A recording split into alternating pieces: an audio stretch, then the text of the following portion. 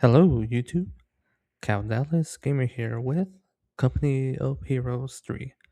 Now, in this video, I just want to showcase Company Heroes 3 because I've been playing it. Once again, this is one of these games that I have on my Steam library, and I didn't really touch it for all at all. But yeah, here we are. Now, Company Hero 3, I gotta admit, it was very different from Company Heroes 2. And in my opinion, Company Heroes 2 was super addicting because I love the small little details of what you could do in terms of real time strategy games. In other words, it's a very well made game. But Company Heroes 3, when this game first came out, there was a lot of controversy. And the reason why it was a lot of controversy is because a lot of fans of the series of Company Heroes, they've been noticing that this game is not, best way I could put it, well made in comparison to Company Heroes 2. Now, the third game eventually, just like the second game, it got updates many times over. And as the updates keep coming in, just like Cyberpunk 2077, the game eventually got better and better. And I will dare say to the point where Company Heroes 3 is, um, in my opinion, way better than Company Heroes 2. And the biggest factor why me personally, now this is just my personal opinion. Don't think my words are facts. This is just an opinion statement that I'm making. The reason why I'm loving Company Heroes 3 and I prefer it over the second game is because of the unique faction that you don't see often in World War II, which is a desert based faction, which is the African Corps Journey. Now, technically, Journey yeah, it's multiple faction, and I always find that funny. But the African Corps faction, it includes Italian units, and as a result, the African Corps faction is a hybrid of Journey and Italian military. And in my eyes, I kind of see that as something super unique that you don't see often in World War II games. Now, what's underrated is, um, in terms of World War II games, what's underrated is seeing context of the Soviet front, which Company Heroes 2, it was very famous for that because it started off as a Russian versus German faction war together. And of course, the Asian front, which is America versus Japan. Those are very rare, World War II contexts in video games. But what's even rarer, in my opinion, is seeing Italians in World War II, which, by the way, that actually happens in real life.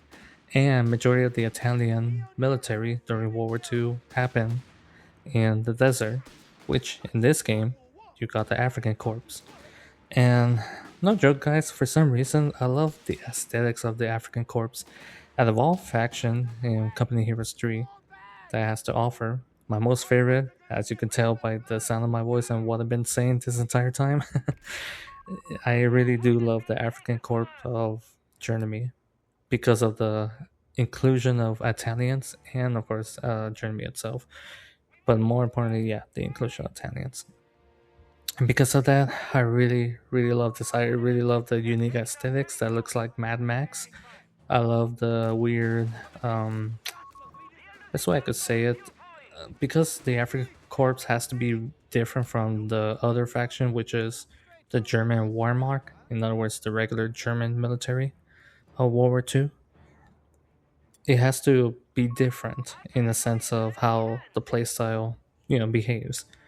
So the African Corps is all about hit and run. The German Wehrmacht is all about like steady advance and crushing your enemies with armored forces. But the African Corps is all about speed, hit and run, and utilizing infantry at its fullest and only using armored vehicles when needed. So the armored vehicles in the African Corps is a lot more expensive, but you get more out of your buck. Meanwhile, they use vehicles that's, you could tell it's all about hit and run tactics and reconnaissance. And of course, they utilize vehicles to regenerate resource like the truck. The truck, in my opinion, is super unique, and I kind of like it. But yeah, I really love the aesthetics of the African corpse. I love the playstyle, and more importantly, I'm not sure you guys could see it here in the gameplay footage. I love the Italian units, the Gestapo or the Gestapi. No, not the Gestapo. I know what the Gestapo is. The Gestapo is the infamous Waffen SS killing, the whole Holocaust thing. Which, by the way, I'm not going to discuss that here. The As you can see in the background, and sorry, I had to mispronounce it so epically wrong, guys. I'm so sorry. But yeah, the Italian units that you see here in gas mask and flamethrower, I, I really love these guys. These guys remind me of Death Corp of Krieg, which, by the way, I'm a Warhammer 40k fan, and I recently got a book of uh, the Death Corp of Krieg, a Warhammer 40k. So eager to read that from first page to last page. But anyway, not to get off topic, all I'm saying here is that I'm loving it, loving this game, loving it, and I kind of prefer this game over Company Heroes 2.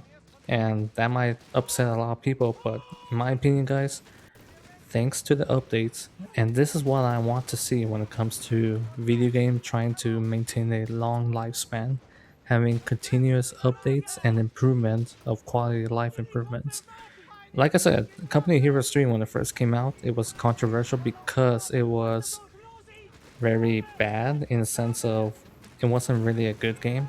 But thanks to the updates and thanks to the community feedback and the developers listening to the community, it's been receiving updates and updates to improve the game and, of course, the quality of life of the game itself. And as a result, this game became, in my opinion, more favorable over Company Heroes 2. And yeah, just like it overall. Well, guys, thank you for listening. Thank you for watching, and I hope you enjoy Company Heroes 3 content that I just made.